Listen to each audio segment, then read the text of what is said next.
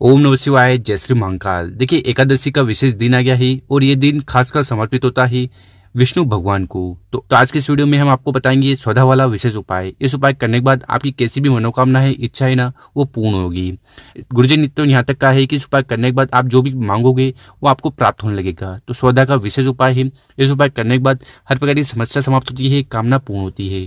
तो ये उपाय कैसे करना है वो बताएंगे। उसके पहले इस वीडियो को लाइक कर दे, चैनल पर नए हो सब्सक्राइब कर दे और कम से कम 3 लोगों की मदद जरूर करिएगा इस वीडियो को उनके साथ शेयर कर। तो आज की इस वीडियो में हम आपको 3 उपाय बताएंगे। तीनों उपाय बहुत ही खास और विशेष होने वाले हैं, तो बिल्कुल भी करने से नहीं चूकना है। तो जानते हैं पहला उपाय। विशेषकर पहला वाला उपाय स्वधा वाला उपाय है। ठीक है, इस उपाय करने के बाद आपकी जैसे भी कामना है, इच्छा है ना, तो इस उपाय करने के बाद पूर्ण होगी। तो एकादशी का बहुत ही अचूक और विशेष उपाय है। तो इस वाले उपाय के लिए सबसे पहले जो सामग्री आपको चाहिए वो है दीपक। तो आपको इस प्रकार से एक दीपक ले लेना है। कौन सी बत्ती का? तो आपको गोल बत्ती का दीपक लेना है। इसके अंदर आपको लेना है गाय का शुद्ध घी। ठीक है, आप चाहो तो ये जो दीपक है ये मिट्टी का बना सकते हो, मतलब मिट्टी का ले सकते हो या आटे का भी ले सकते हो। इसके बाद जो अगली सामग्री है वो है तांबे का लोटा। तो इस प्रकार से आपको तांबे का लोटा लेना है और उस तांबे के लोटे में जल भर लेना है। जल भर लिया, साथ ही साथ अगर आपके घर पर गंगा जल है, ठीक है, तो गंगा जल की कुछ बूंदे आपको जल के लोटे में डाल देना है। गंगा जल नहीं मिल रहा है, कोई चिंता नहीं, कोई बात नहीं, तो आप किसी भी पवित्र नदी का जल भी इस जल के लोटे में डाल सकते हो। और फिर मात्र जल का लोटा लेकर चले जाना है शिव मंदिर। ठीक है, आप चाहो तो ये उपाय सुबह कर सकते हो, ठीक है, और समय मिले तो शाम को कर सकते हो, पर विशेषकर आपको सुबह से इस उपाय को कर लेना है। और शिव मंदिर में पहुंचकर सबसे पहले उत्तर दिशा की तरफ मुंह कर बैठ जाना है और जो भी पूजा अर्चना आपको शिवलिंग के पहले करनी है वो कर लीजिएगा। फिर करना क्या है कि आपके पास जो गुलबत्ती का दीपक है उसको आपको शिवलिंग के पास रख देना है। अपना नाम और गोत्र का उच्चारण करते हुए उस दीपक को प्रज्वलित कर देना है, जला देना है। ठीक है, दीपक जला दिया, उसके बाद आपके पास जो तांबे का लोटा है ना, उस तांबे के लोटे को उठाना है और नॉर्मली जैसे ही हम जल समर्पित करते हैं शिवलिंग के ऊपर, वैसे ही जल आपको शिवलिंग के ऊपर चढ़ा देना है। शिव पुराण का जो मूल मंत्र है ओम नमः शिवाय श्री शिवाय नमस्तुभ्यम, इस मंत्र का जाप करते हुए।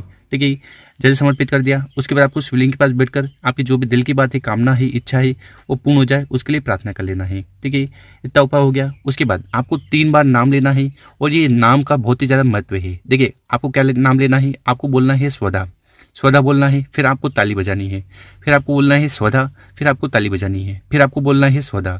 तो इस प्रकार से आपको 3 बार स्वधा नाम का स्मरण करना है।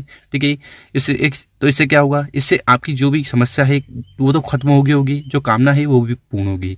देखिए ये स्वधा है ना, ये पार्वती माता जी की नानी है। तो अगर इनका नाम लेकर आप उपाय करते हो एकादशी वाले दिन तो आपको वो सब कुछ प्राप्त होने लगता है जो आप मांगोगे।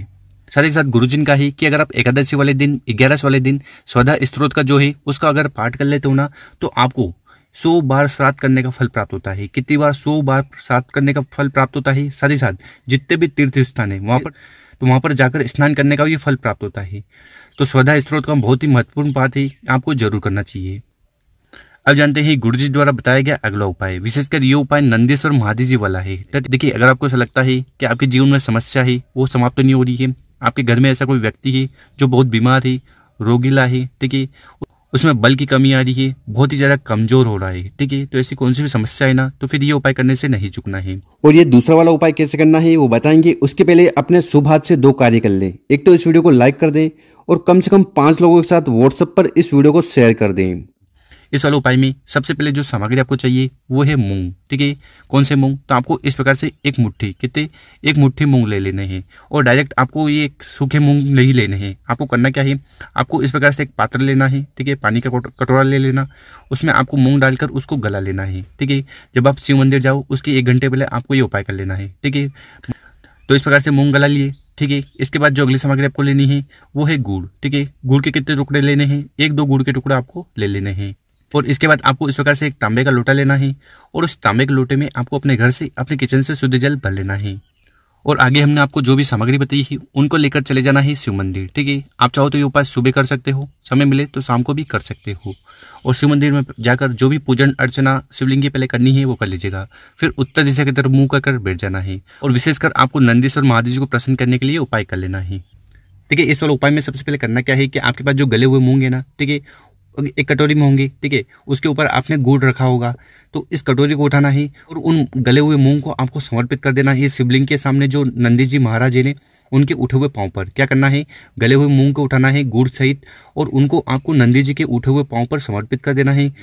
ओम नंदीश्वराय नमो, ओम नंदीश्वराय नमो इस मंत्र का जाप करते हुए, ठीक है, मुंह समर्पित कर दिए। इसके बाद आपके पास जो जल का लोटा है जिसमें आपने शुद्ध जल डाला था, उस जल के लोटे को उठाना है और आधा जल आपको समर्पित करना है शिवलिंग के ऊपर। ओम नमः शिवाय, श्री शिवाय नमस्तुभ्यम इस मंत्र का जाप करते हुए, ठीक है। और उसके बाद आधा जल आपको समर्पित करना है जहाँ पर आपने मूंग के दाने समर्पित करे हैं, ठीक है। तो इस प्रकार से आपको दूसरा वाला विशेष उपाय करना है।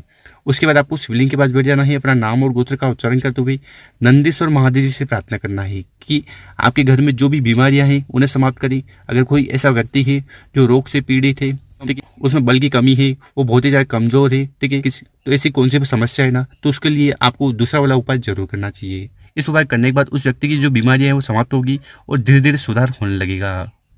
अब जानते हैं गुरु जी द्वारा बताया गया अगला उपाय। विशेषकर ये उपाय क्यों करना है, देखिए ये उपाय बेलपत्र से करना है, ठीक है।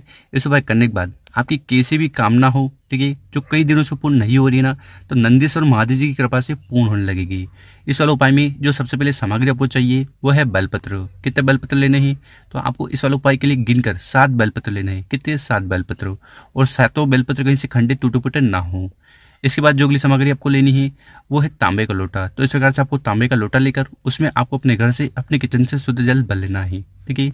और उसके बाद क्या करना है कि जो 7 बेलपत्र हमने बताए हैं उनको आपको जल के लोटे में डाल देना है। देखिए गुरुजी अपनी कथा में कई बार बता चुके हैं कि शिवलिंग पर जो भी सामग्री हम जाकर समर्पित करते हैं उसका कुछ ना कुछ कारण जरूर होता है। तो शिवलिंग के ऊपर अगर आप जल को लेकर समर्पित करते हो तो इससे आपके घर के तीनों दोष समाप्त होते हैं, जैसे कालप्रसाद दोष हुआ, वास्तु दोष हुआ और पितृ दोष हुआ। तो इनकी समाप्ति के लिए और घर में सुख शांति और समृद्धि के लिए आपको जल का लोटा घर से ले जाना चाहिए और उसको शिवलिंग पर समर्पित करना चाहिए। और मात्र जल का लोटा लेकर आपको चले जाना है अपने घर के आसपास जहाँ पर भी शिव मंदिर हो वहाँ। आप चाहो तो ये उपाय सुबह कर सकते हो, समय मिले तो शाम को भी कर सकते हो। और शिव मंदिर में पहुंचकर जो भी पूजन पड़ा वो पहले करनी है, वो कर लीजिएगा, फिर उत्तर दिशा की तरफ मुँह कर बैठ जाना है। देखिए इस वाले उपाय में करना क्या है कि आपके पास जो जल का लोटा है ना, उस जल के लोटे को उठाना है और मात्र पूरा जल आपको नंदी जी के जो उठा हुआ पाँव है वहाँ पर समर्पित कर देना है। ओम नमः शिवाय, श्री शिवाय नमस्तुभ्यम इस मंत्र का जाप करते हुए। हाँ, रही बात इन बेलपत्र की, तो एक बेलपत्र को भी आपको यहाँ पर समर्पित नहीं करना है, मात्र आपको जल समर्पित करना है, ठीक है। जल समर्पित कर दिया, उसके बाद उन 7 बेलपत्र को उठाना है और आपकी जो भी दिल की बात है, कामना है, उसका स्मरण करते हुए 7 बेलपत्र को शिवलिंग के ऊपर समर्पित कर देना है। बेलपत्र की डंडी होगी जलाधार की तरफ, बड़ी पत्ती होगी आपकी तरफ। तो इस प्रकार से आपको जल को नंदी जी के उठे हुए पांव पर समर्पित कर और बेलपत्र को शिवलिंग पर चढ़ा देना है।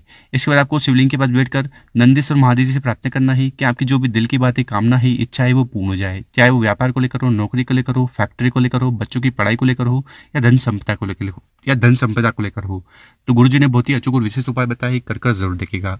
और मेरे प्यारे दोस्तों, अगर आपको वीडियो अच्छी लगी तो इस वीडियो को 5 लोगों के साथ व्हाट्सएप पर, इंस्टाग्राम पर या फेसबुक पर जरूर शेयर करें। ओम नमः शिवाय, जय श्री महाकाल। मिलते हैं हम आपसे कोई नई वीडियो में।